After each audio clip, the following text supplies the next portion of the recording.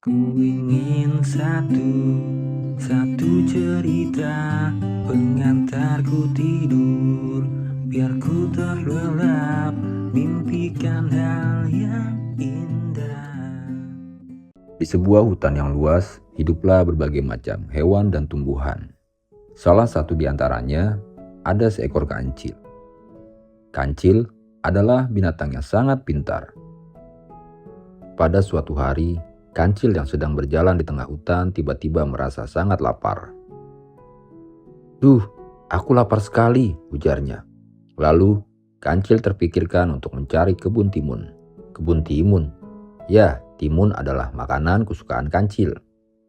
Dalam perjalanan menuju kebun timun, kancil teringat bahwa untuk menuju ke kebun timun, ia harus menyeberangi sebuah sungai, di mana di sungai itu terdapat banyak sekali buaya yang siap memangsa siapapun yang melewati sekitar dan melintasi sungai tersebut.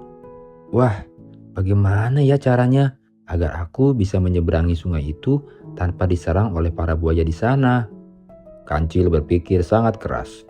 "Aha, aku punya ide," ujar kancil. Akhirnya, kancil memberanikan diri dan berbicara kepada salah satu buaya di sana. "Hai buaya." "Siapa itu?" "Aku kancil. Apa kabar kalian semua?" "Oh kancil, berani sekali kamu ke sini. Kamu mau aku makan?"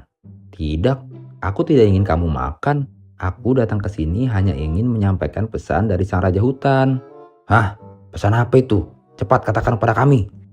"Raja hutan ingin mengadakan pesta. Di pesta nanti akan banyak sekali makanan yang disediakan untuk para tamu undangan. Aku di sini diperintahkan untuk menghitung berapa jumlah buaya yang ada di sini." "Ah, apa itu benar?"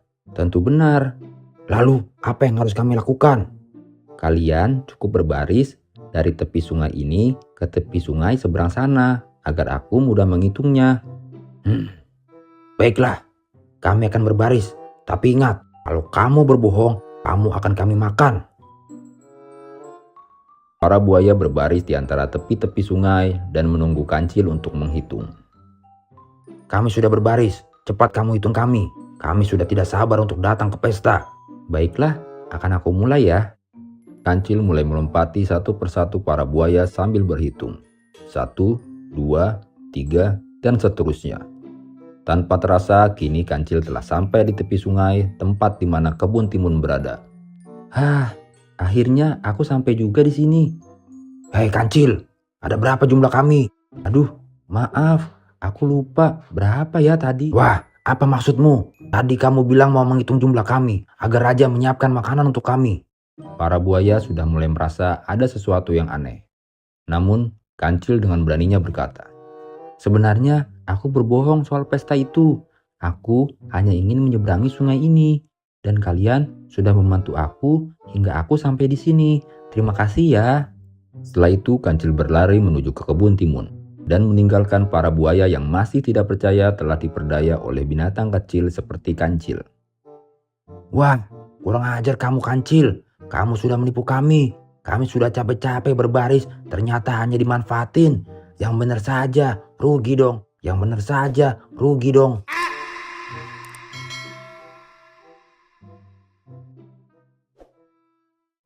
Di suatu hari yang cerah, seekor sapi sedang berjalan-jalan sambil menikmati udara pagi di tengah hutan. Beberapa saat berjalan, sapi mendengar suara seseorang tengah meminta pertolongan. "Tolong, tolong, tolong." Suara siapa itu ya? Ujar sapi penasaran. Sapi pun mencari dari mana sumber suara itu berasal. Setelah lama mencari, akhirnya sapi menemukan ada seekor buaya yang sedang terjepit bebatuan. Sapi pun memberanikan diri untuk bertanya kepada sang buaya. Wah, kamu kenapa Pak Buaya? "Aduh, sakit. Kakiku terjepit bebatuan nih. Aku tidak bisa melepaskannya. Tolong aku, sapi." Waduh, kasihan sekali kamu. Baiklah, aku akan membantumu. Tunggu sebentar ya. Sapi yang baik hati pun mencoba melepaskan batu-batu yang menjepit kaki buaya tersebut. Setelah beberapa saat, akhirnya buaya pun terbebas dan berterima kasih kepada sapi. "Terima kasih sapi, kamu sudah menolongku." Sama-sama, Pak Buaya. Tapi, bolehkah aku meminta pertolonganmu sekali lagi? Saat ini kakiku sedang sakit dan aku tidak bisa berjalan untuk kembali ke sungai. Bolehkah aku menumpang di punggungmu? Oh, iya boleh, Pak. Biar aku antarkan Pak Buaya ke sungai. Dengan baiknya, sapi pun menggendong buaya menuju ke sungai. Namun, saat telah sampai di sungai, sang buaya tidak mau turun. Ia malah berniat untuk memangsa sapi dan akan menjadikannya makan siang hari itu. Aku lihat-lihat, punggungmu ini enak juga ya. Pasti akan sangat nikmat jika aku jadikan kamu menu makan siangku. Sapi yang mendengarnya pun menjadi ketakutan. Ia tidak menyangka setelah kebaikannya yang telah menolong buaya dari jepitan batu, ternyata dibalas dengan niat buruk buaya yang ingin menyantapnya. Tolong aku, jangan makan aku. Tangis sapi memohon kepada buaya. Di sisi lain, si kancil yang mendengar tangisan sapi pun mencoba mendekati mereka. Hei kalian, apa yang sedang terjadi? Loh, kenapa kamu menangis sapi? Lalu, kenapa ada buaya di punggungmu? Baru saja aku menolong Pak Buaya yang terjepit batu. Lalu aku juga menggendongnya sampai sini. Tapi Pak Buaya malah akan memangsaku. Tolong aku, Kancil. Kancil yang mendengar cerita sapi pun berpikir sejenak. Ia mencoba untuk mencari cara agar sapi dapat terbebas dari cengkraman buaya yang tidak tahu terima kasih itu. Setelah aku pikir-pikir, sepertinya mustahil. Masa iya ada seekor buaya yang gagah terjebak di bebatuan? Menurutku, Pak Buaya memang sengaja memancingmu dan akan menjadikanmu makanannya. Buaya yang merasa tidak seperti itu pun mencoba membela diri. Kancil, memang seperti itu ceritanya. Awalnya, aku memang tidak berniat memangsa sapi ini. Tapi setelah sampai sini, aku jadi berubah pikiran. Aku masih ragu. Coba kalian praktikkan apa yang sebenarnya terjadi.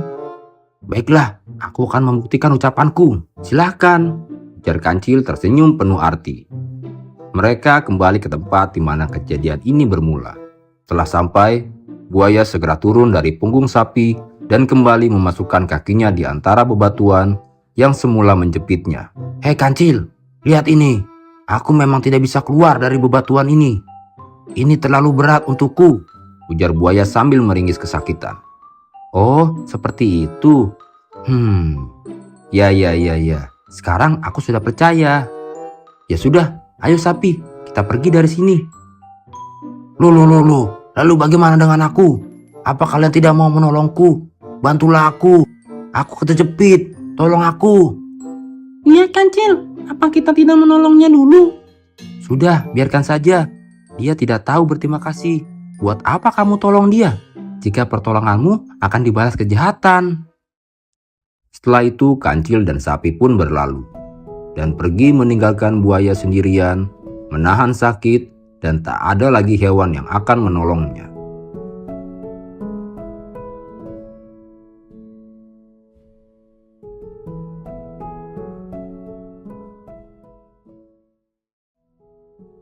Di suatu hari yang cerah, Kancil sedang bermain di sekitar hutan bambu. Saking asiknya bermain, tanpa disadari Kancil malah terjepit di antara batang-batang bambu. Dengan sekuat tenaga, Kancil berusaha melepaskan diri. Namun sayang, ia tidak mampu melepaskan diri dari jeratan batang-batang bambu yang kini menjepitnya. Kancil hanya bisa meminta pertolongan, berharap ada hewan lain yang mungkin mendengar dan bisa menolongnya. Tolong, siapapun tolong aku. Di sisi lain, ada seekor harimau yang tengah mencari makan. Ia mendengar suara Kancil yang tengah meminta pertolongan.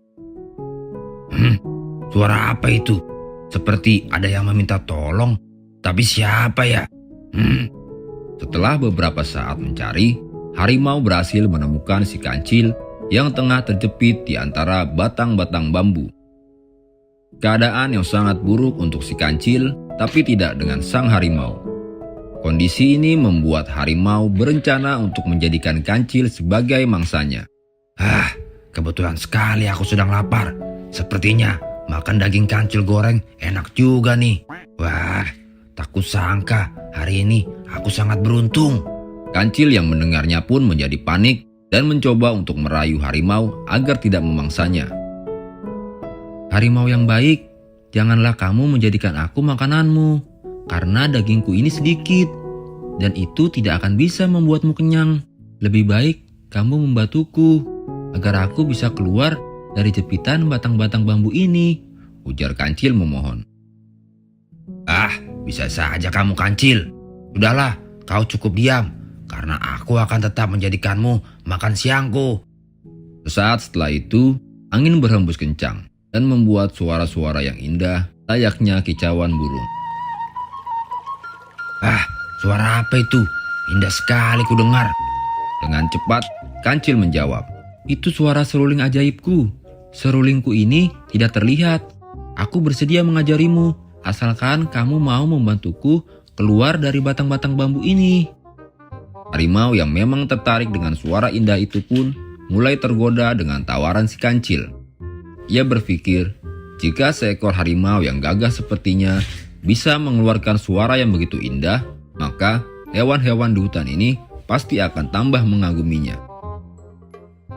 Baiklah Kancil, aku akan mengeluarkanmu dari batang-batang bambu itu. Tapi kamu harus berjanji untuk mengajariku menggunakan seruling ajaib itu. Kancil pun tersenyum dan mengangguk tanda setuju. Setelah beberapa saat, akhirnya Kancil bisa terbebas berkat bantuan sang harimau. Aku sudah melepaskanmu. Sekarang giliranmu mengajariku cara menggunakan seruling ajaib itu. Baiklah harimau, sekarang renggangkan batang-batang bambu ini terlebih dahulu, lalu masuklah ke dalamnya. Setelah itu, lepaskan kedua bambu itu dari genggamanmu. Dengan polosnya, harimau mengikuti apa yang Kancil perintahkan. Ia tidak menyadari jika itu semua hanya tipu daya si Kancil agar bisa lepas dari cengkeraman harimau yang ingin memangsanya. Hei Kancil, kenapa sekarang aku yang terjepit? Kalau seperti ini, bagaimana caranya aku meniup seruling jika badanku saja tidak bisa digerakkan? Maafkan aku harimau. Sebenarnya aku tidak punya seruling ajaib. Suara indah yang kau dengar itu hanya suara yang berasal dari hembusan angin di antara batang-batang bambu. Mendengar ucapan Kancil, harimau pun menjadi sangat marah. Ia tidak menyangka Kancil telah berhasil menipunya. Kurang ajar kamu Kancil, kamu sudah menipuku. Lihat saja nanti, jika aku sudah bisa keluar dari sini, aku akan segera mencarimu dan aku akan membuat perhitungan denganmu. Kancil pun tersenyum kecil, lalu pergi menjauh, meninggalkan harimau yang masih berusaha keluar dari jepitan batang-batang bambu tersebut. Dari cerita ini, kita belajar untuk tidak memanfaatkan keadaan sulit yang sedang menimpa orang lain, hanya demi keuntungan diri kita sendiri.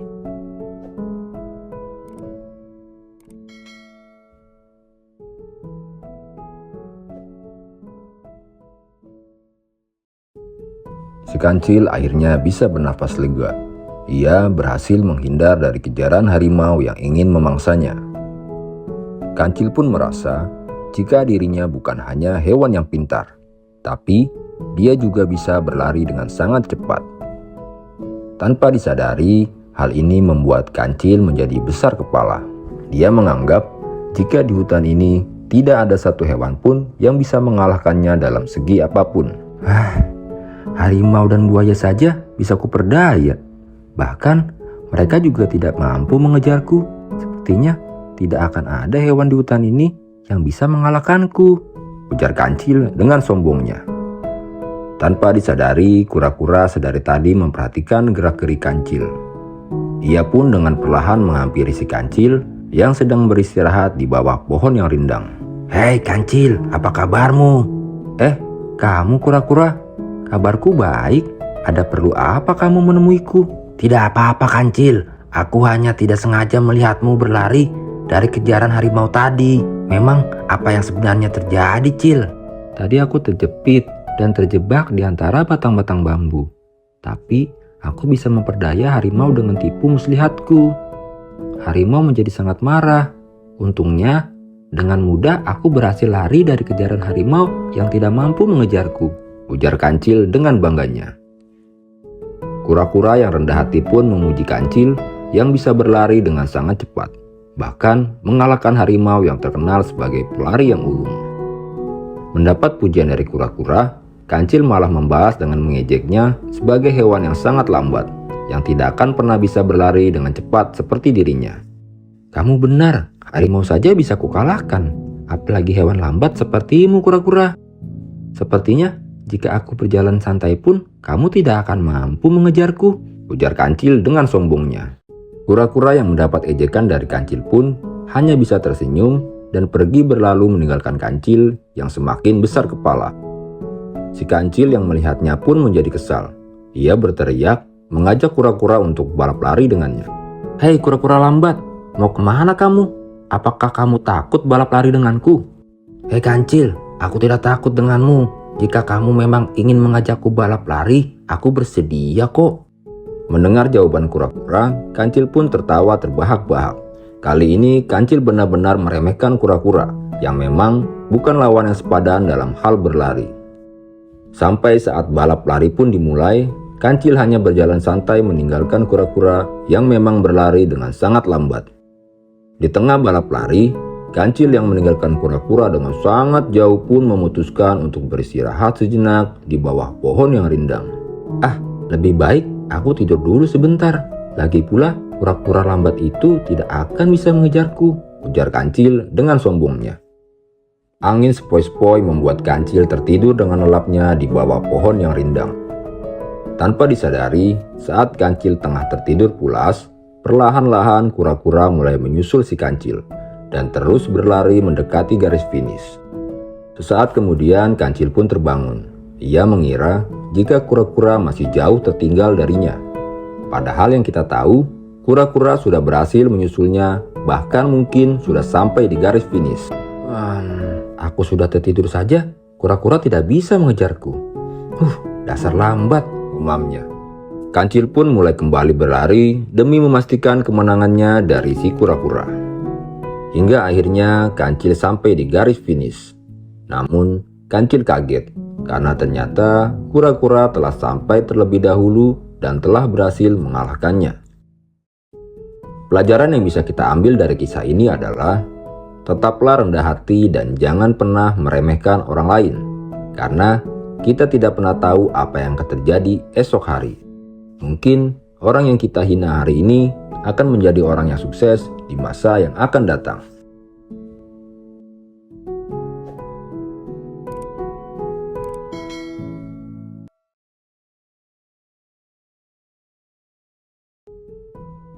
Sudah beberapa hari Kancil mencari makanan di sekitar hutan, tapi Kancil tidak mendapatkan apapun. Semua ini akibat kebakaran hutan beberapa waktu yang lalu, hingga menyebabkan tidak adanya persediaan makanan untuk hewan-hewan di hutan. Kondisi ini membuat Kancil harus keluar dari hutan, menuju ke pemukiman warga agar ia mendapatkan sedikit makanan demi keberlangsungan hidupnya. Hingga sampailah Kancil di kebun timun yang luas milik Patani. Wah, banyak sekali timun-timun segar di sini. Jika aku mengambilnya satu, pasti Patani tidak akan keberatan, ujar Kancil sambil memakan timun yang ada di hadapannya. Setelah menghabiskan satu timun, Kancil mulai tergoda untuk memakan lebih banyak timun-timun segar milik Patani. Sepertinya jika aku memakan sedikit lebih banyak, Patani juga tidak akan tahu. Lagi pula, kebun timun ini kan luas. Sampai di sore hari setelah puas memakan timun-timun milik Patani, Kancil pun pergi dari sana dan kembali ke hutan untuk beristirahat. Di lain sisi, Patani yang baru sampai ke kebun timun miliknya pun menjadi kaget. Bagaimana tidak, banyak sekali timun-timun yang hilang dan hanya menyisakan sampah-sampah bekas gigitan hewan. Waduh, siapa yang sudah merusak kebun timun milikku? Jika seperti ini terus, bisa-bisa aku jadi tidak panen tahun ini, keluh Patani sore itu. Malam harinya Patani telah selesai membuat orang-orangan sawah. Kemudian meletakkannya di tengah kebun agar tidak ada lagi hewan-hewan liar yang berani mencuri timun-timun miliknya. Keesokan harinya, Kancil pun kembali ke kebun timun milik Patani. Namun, Kancil kaget karena di sana sudah ada Patani yang sedang berdiri di tengah kebun. Waduh, kok ada Patani di sana? Apa yang sedang ia lakukan? Apa dia sedang mengincarku ya? Kali ini Aku harus lebih waspada nih, ujar Kancil dalam hati. Setelah cukup lama memantau, Kancil mulai curiga dengan Patani yang tak kunjung bergerak dari tempatnya. Perlahan Kancil mulai mendekat ke arah Patani. Hingga saat sudah berada tepat di depan Patani, si Kancil akhirnya mengetahui jika itu hanyalah sebuah boneka yang dipasang Patani untuk menakutinya. Wah, sudah kuduga, ini hanya orang-orangan sawah. Pantas saja dia tidak bergerak. Ah, sudahlah, lebih baik aku makan saja timun-timun segar di kebun ini. Apa kamu mau, Patani? Ujar Kancil sambil meledek orang-orangan sawah di sampingnya.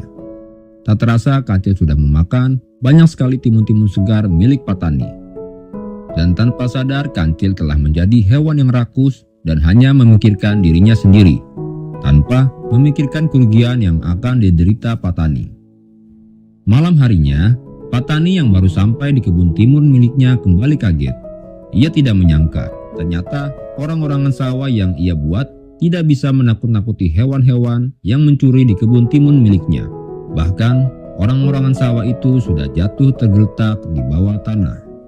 Waduh, jika seperti ini terus, aku bisa benar-benar tidak panen tahun ini. Aduh, apa yang harus aku lakukan nih? Patani berpikir keras mencari cara agar dapat menjebak hewan yang telah mencuri timun-timun di kebunnya. Setelah lama berpikir, Patani pun mendapatkan ide. Ia melumuri orang-orangan sawahnya dengan lem yang sangat kuat. Patani berharap jika esok hewan itu datang kembali dan merobohkan lagi orang-orangan sawah ini, maka hewan itu akan menempel dengan sangat kuat.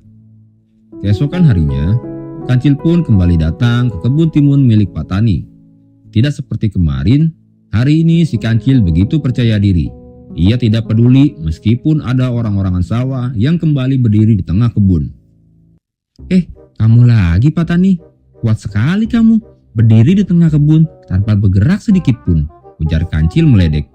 Tanpa sadar Kancil pun memegang orang-orangan sawah tersebut dan membuat tangannya menempel dengan sangat kuat. Aduh, tanganku kenapa ini? Tolong, tanganku menempel di boneka ini. Tolong aku. Kancil terus berteriak meminta pertolongan. Namun sayang, tidak ada satupun orang yang mendengar suaranya, mengingat kebun timun ini sangat luas. Setelah lelah berusaha, si Kancil pun tertidur pulas di tengah kebun timun milik Patani. Hingga tak terasa hari sudah malam. Kancil pun terbangun dan baru sadar jika Patani sudah ada di depan matanya. Hei Kancil, ternyata kamu yang telah mencuri timun-timunku selama ini. Apakah kamu tidak tahu berapa kerugian yang aku alami atas perbuatanmu ini?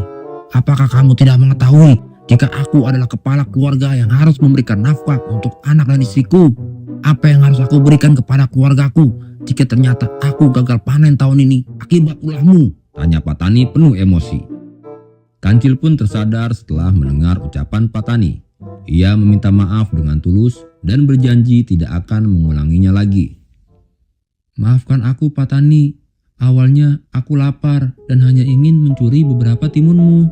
Ini semua karena di hutan kami sulit mendapatkan persediaan makanan akibat dari kebakaran hutan beberapa hari yang lalu, Pak. Tapi sekarang aku sudah sadar, Pak. Aku berjanji tidak akan mengulangi perbuatan burukku ini lagi. Akhirnya, Patani yang baik hati pun memaafkan semua perbuatan si Kancil. Bahkan ia berjanji akan memberikan Kancil timun yang banyak, asal Kancil mau membantunya menanam kembali bibit-bibit timun esok hari. Dengan senangnya Kancil pun setuju. Ia tidak menyangka perbuatan buruknya bisa dimaafkan oleh Patani yang baik hati ini. Pelajaran yang bisa kita ambil dari cerita ini adalah, jika kita mengambil sesuatu yang bukan milik kita tanpa izin terlebih dahulu, maka itu adalah sebuah pencurian. Dan mencuri adalah perbuatan yang sangat tidak baik. Tidak baik untuk diri sendiri maupun orang lain.